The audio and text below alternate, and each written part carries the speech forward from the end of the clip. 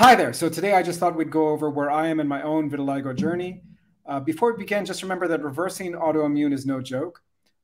If you'd like to talk to someone about how to manage your own autoimmune symptoms, the link to book a call with me is below. Okay, so for context, what I've noticed in my vitiligo journey is that seasons do play a role. So in the summertime, and I've noticed this not just with myself, but with some of my clients, in the summertime, in general, vitiligo tends to improve. And in the wintertime, as a rule, it gets worse. So right now we're at the peak of winter in South Africa, so I would expect my vitiligo to be getting a little bit worse, right?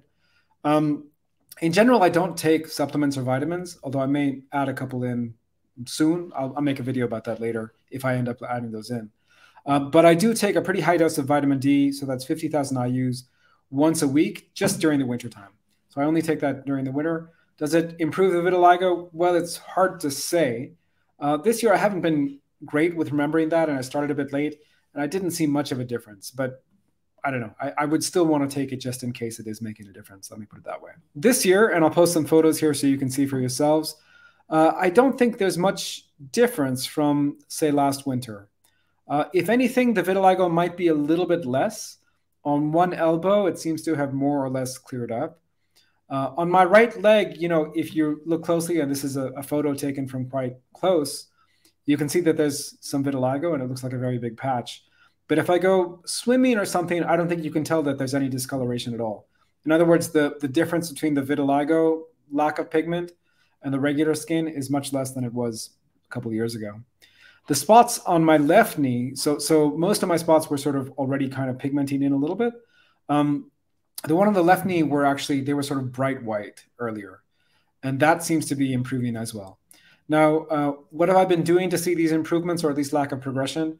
Diet-wise, for the last little while, I would say it's about 80, 90% meat or animal foods in general. So I do take dairy, for example. I haven't been avoiding vegetables like I used to. So, there was a time when I was really staying away from oxalates and so on.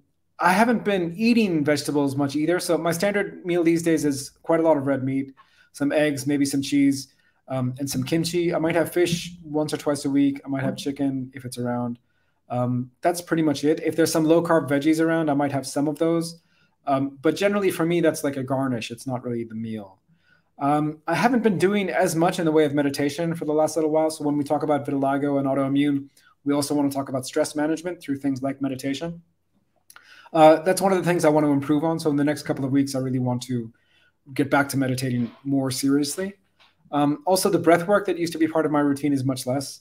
Before I used to do maybe 20, 30 minutes of breath work a day. Now it's more like 5 minutes of breath work that I do with my daughter every morning, then not much else.